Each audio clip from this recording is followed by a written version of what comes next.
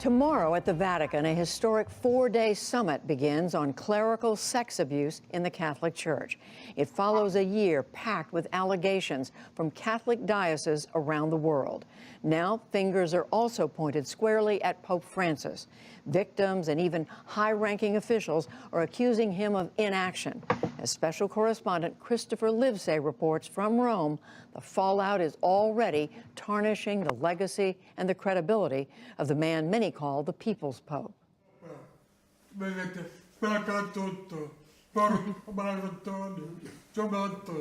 These are the cries of survivors, cries of deaf men that went unheard for decades. I was 6 years old. The priest led me into his room with candy. Then he sodomized me. He raped me with a banana, then told me to take a Coca-Cola. It was in the confessional. He made me undress, then molested me. As children, they attended the Catholic-run Antonio Provolo Institute for the Deaf in Verona, in northern Italy. They're among 67 former students who allege that clergy physically and sexually abused minors there from the 1950s through the 1980s. I cried for help, but everyone was deaf. No one could hear my screams. Nothing ever happened to them. The Pope has never done anything. As a young boy, Gianni Bozzoli alleges that one of his aggressors was not just a cleric, but the late Bishop of Verona, Giuseppe Carraro. This is the same path Gianni Bozzoli remembers walking as a young boy. The same path to the bishop's residence. Now that same bishop is on a path to sainthood, thanks in part to Pope Francis. A probe by the Verona diocese failed to interview any of the alleged victims, but cleared the late bishop anyway. And in 2015, Pope Francis signed a decree of heroic virtue on his behalf, a step towards sainthood. Pope Francis has vowed repeatedly to take sex abuse seriously, as he reiterated last September. Even if it were just one priest abusing a little boy or girl, that is monstrous. But there are many, many more victims, and the Pope has appeared off balance in his defense of them. Last year in Chile, Francis publicly dismissed accusations that Bishop Juan Barros witnessed sexual abuse of minors by a priest as calumny. Following an outcry of victims, the Pope apologized last May and accepted Barros's resignation in June. In one explosive case, Francis was accused by an archbishop of ignoring the past sexual misconduct of the former Archbishop of Washington, D.C., Theodore McCarrick. Last week, Pope Francis defrocked him, issuing his most severe punishment yet in the clerical sex abuse scandals. But critics say it may be too little, too late, both for the credibility of the Church and Francis's pontificate. Victims of sexual abuse say the Vatican has been hiding behind these walls when they should have been cracking down on predator priests. Now, some say that same inaction could lead to the undoing of Pope Francis's legacy, and maybe even his papacy. Edward Penton is the Rome correspondent for the National Catholic Register, the oldest national Catholic daily in the U.S. Well, this has been rumored. It's a recent rumor that perhaps he'll resign because of this, or maybe time it with the summit to resign. Only a rumor, but in the notoriously secretive monarchy that is the Vatican, rumors have currency, and the fact that a possible papal abdication is even being uttered at the Holy See speaks to the pressure under which this pontiff finds himself. But I think it'll depend on how much he's willing to listen to his critics, and this hasn't been a great attribute of his in the past. He doesn't seem to like listening to his critics. He doesn't like being corrected. Francis needs to admit wrongdoing, says Robert Mickens, a veteran Vatican watcher. It took him over a year and a half before he even mentioned sex abuse. I really believe the Pope has to come clean on this and say, I made a mistake. I, too, was negligent. And I think he has a credibility to do that in a convincing way that could help change this. Archbishop Charles Scicluna is the Vatican's former chief sex crimes prosecutor and a key organizer of the conference. He says it will include some 200 church leaders from around the world, as well as abuse survivors and the Pope at all plenary sessions. I think that we need, as the Pope said, to come to awareness as church leaders that things have to change, that people have to be empowered to disclose abuse, and we are accountable when we come to address misconduct where it happens. Does that mean defrocking members of the clergy? Does that mean turning them over to civil authorities? So every allegation has to be taken seriously. Every allegation has to be investigated. Mandatory reporting laws according to domestic law available have to be followed. So cooperating with local authorities. Absolutely. Scicluna says the church in the U.S. has come a long way since abuse and cover-up scandals erupted within the Boston Archdiocese, prompting the resignation of then Archbishop Cardinal Bernard Law in 2002. But globally, he says, church leaders need to do more. Here in Italy, the Vatican's own backyard, clergy have been slow to even recognize abuse. Are there really church leaders who still don't recognize that sex abuse is a problem in the church? This is not about the United States of America, it's about the Catholic Church, but we understand that the United States is a leader in child protection, and there are things that I think the Catholic Church around the world looks to learn from the United States. Pope Francis is on the record on a number of occasions expressing a determination to address the issue. Is Pope Francis going to resign? I think the only person who knows that is Pope Francis, so you'd better ask him. Just this month, Pope Francis acknowledged more instances of abuse in the church, this time against nuns. Ci sono stati sacerdoti e anche vescovi. There are some priests and also bishops who have done it. And I think that it's continuing because it's not like once you realize it that it stops. It continues. And for some time, we've been working on it. One more crisis before a conference that sets big expectations.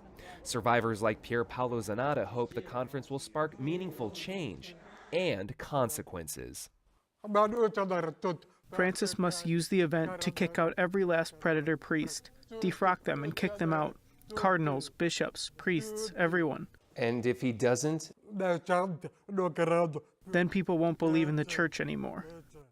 For the PBS NewsHour, I'm Christopher Livesay in Rome.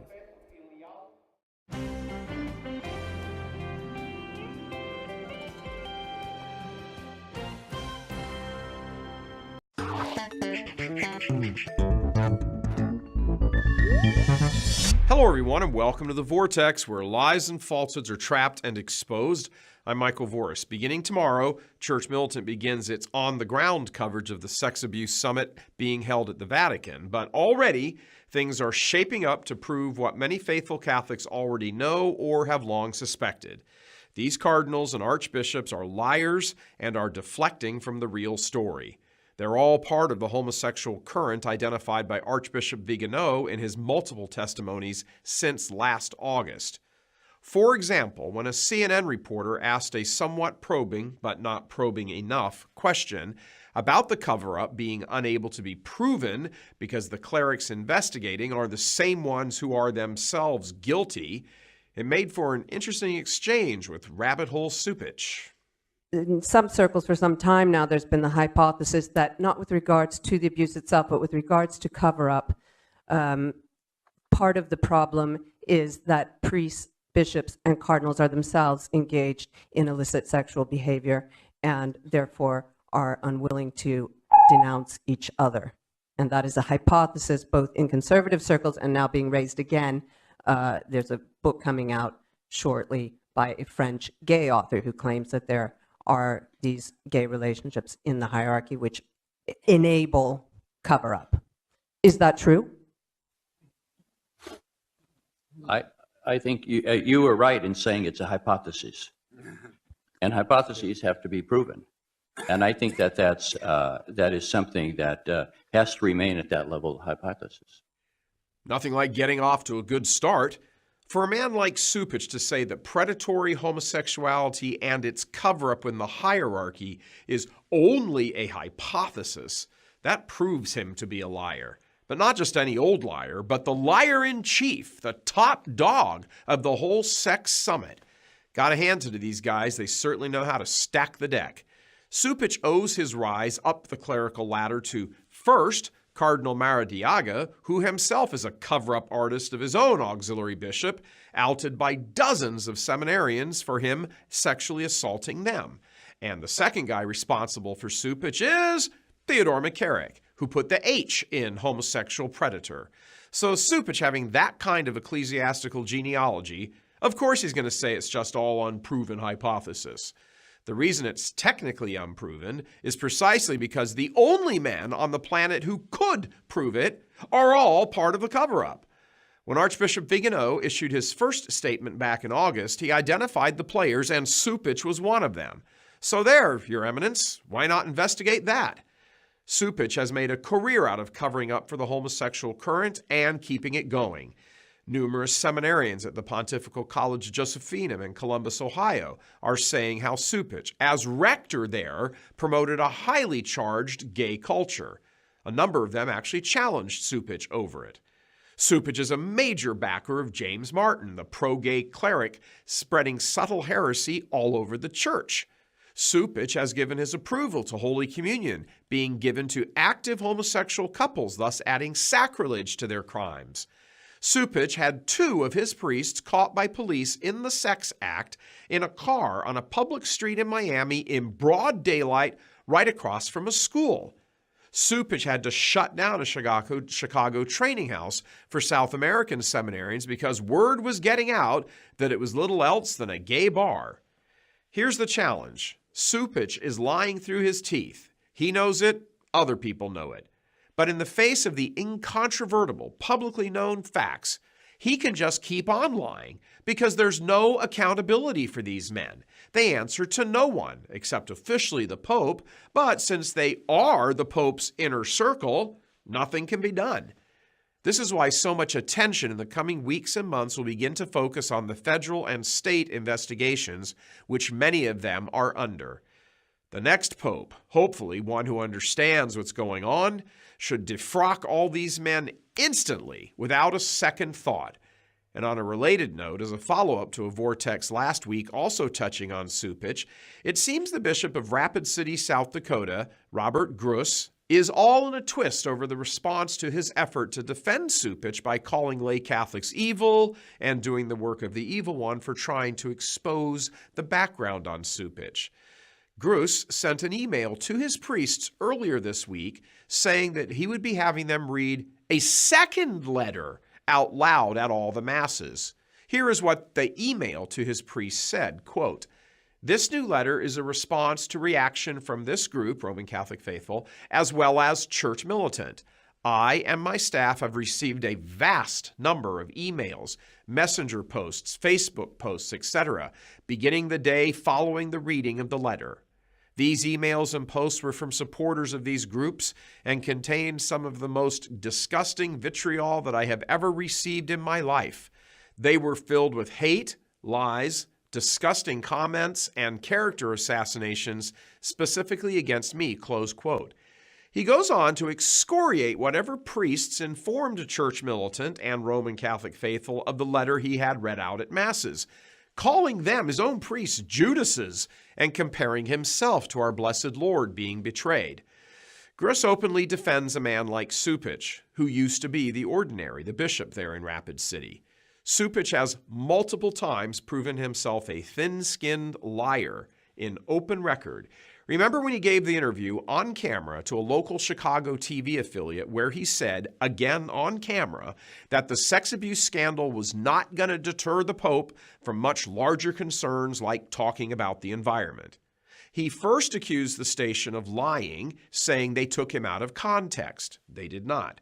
Cupich then wrote a letter that he ordered all his priests to read out loud at Masses the following Sunday, defending him and repeating that the TV station had been duplicitous. Not taking too kindly to being accused of lying, the station then posted the entire interview, uncut, unedited, on their website for all the world to see, totally proving that Cupich was lying about being quoted out of context. So caught in public, and only after he had been caught red-handed, he then did a little backtrack, blaming things on miscommunication, blah, blah, blah. Recall as well that it was Cupich who, along with fellow traveler Donald Wuerl, took the cover-up plan to new heights by scheming in Rome before the U.S. bishops' meeting this past November to block any kind of discussion or vote on reform ideas among the bishops involving lay oversight. In other words, keep it so the bishops investigate themselves. The man is detestable. So in Rapid City's Bishop Gruss comes rushing like a ladder climber to the defense of Cupich, a proven liar time and time again, and then who accuses laity who want answers of being evil, and then insinuates some of his priests equally concerned about the filth in the church are Judas's, and he is the victim.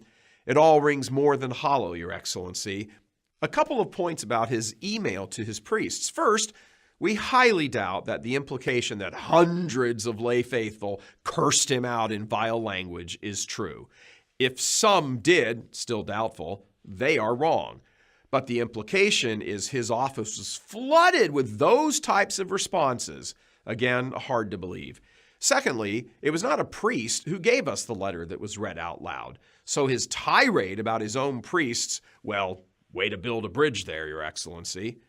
And lastly, under the category of further proof about the level of tone deafness of the hierarchy, instead of sitting down and writing another letter attacking the faithful, presumably expected to be more damning than the first, and forcing his priest to read it out loud again, perhaps Bishop Gruss should put his pen down and ponder the question of why he got so many responses from justifiably angry Catholics.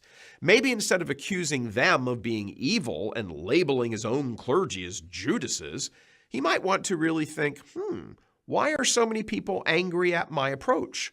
Could it be they see me, the bishop, as part of the whole corrupt network for defending a cardinal who lies for a living? Maybe they are mad that I am defending a cardinal who gives a big thumbs up to sodomy and sacrilegious Holy Communion, who defends heretic-spewing priests, who refuses to admit that the problem in the clergy is active homosexuality among priests and bishops. Maybe that's why they're upset, he should ask himself. And while we're busy examining the flurry of letters pouring forth from Gruss's pen, perhaps it might be instructive to see what letters have not been written by him. Can't seem to find any letters from him being read out loud at masses on damnation, or the rampant practice of birth control among Catholics, or unmarried Catholics living together, or the disorder of homosexuality among various Catholics, or a host of other things. See, when these big headlines are being generated over in Rome over these evils, remember, the network is vast, and we do mean vast, and it reaches all the way down into all areas and places in the church. We just see the tip of the pyramid. It's able to be sustained and even thrive because lower-level lackeys defend the liars and cover up for them and attempt to lend them an air of respectability.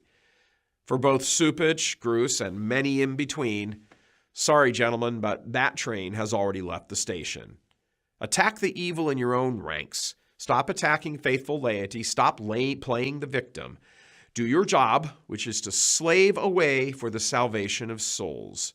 Do that, or step down, or wait for the police to come and cuff you. God love you. I'm Michael Voris.